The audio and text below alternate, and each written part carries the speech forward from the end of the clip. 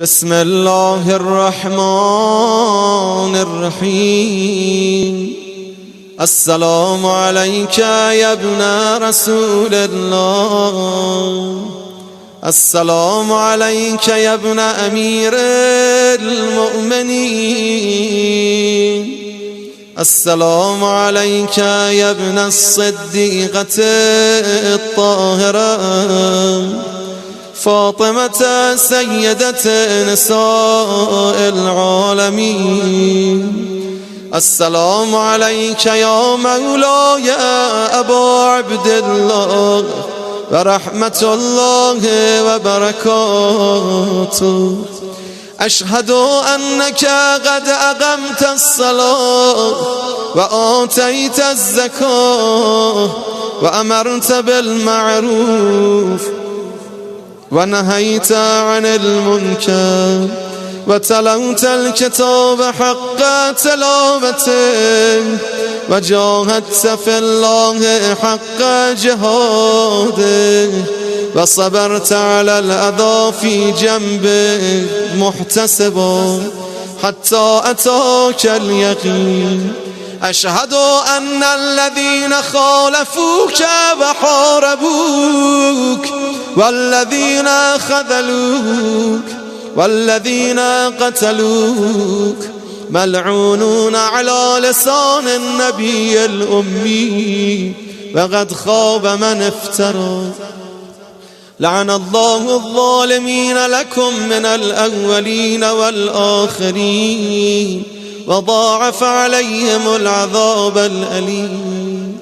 أتيتك يا مولاي يا ابن رسول الله، نزد شما اومدیم یا ابا عبدالله، زائرا عارفا بحقك مواليا لأوليائك معاديا لأعدائك مستبصرا بالهدى الذي أنت عليه عارفا بضلالة من خالفك فاشفع لي عند ربك.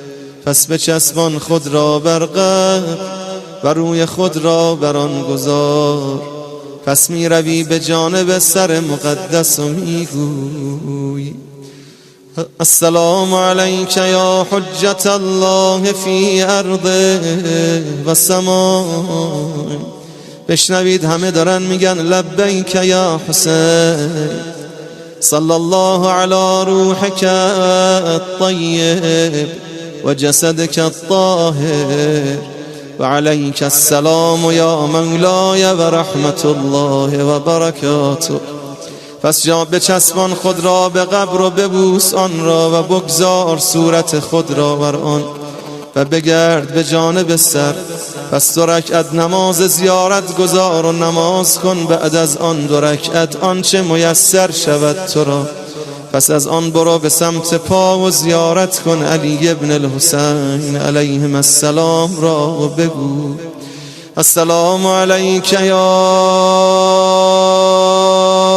مولاي و ابن مولاي و رحمت الله و برکاته. لعن الله من ظلمك ولعن الله من قتلك وضاعف عليهم العذاب الأليم. و دعا کن به آنچه میخواهی امر فرج امام زمان رو برسون، جمیع احوال ما رو اصلاح بگردان. زیارت کن شهدا را در حالی که میل کنی از سمت پا به طرف قبله. پس بگو السلام علیکم ایها الصدیقون، السلام علیکم ایها الشهداء الصابرون، اشهد انکم جاهدتم فی سبیل الله و صبرتم علی الاذى فی جنب الله و نصحتم لله و لرسوله حتی اتاکم الیقین. اشهد انکم احیاء عند ربکم ترزقون فجزاكم الله عن الإسلام وأهله أفضل جزاء المحسنين وجمع بيننا وبينكم وجمع بيننا وبينكم في محل النعيم. پس میروی به زیارت عباس ابن امیر المؤمنین علیهم السلام.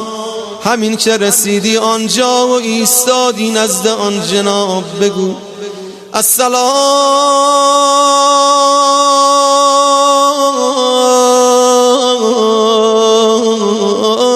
علیک یا ابن امیر المؤمنین، السلام عليك أيها العبد الصالح المطيع لله ولرسوله، أشهد أنك قد جاهدت ونصحت وصبرت حتى أتاك اليقين.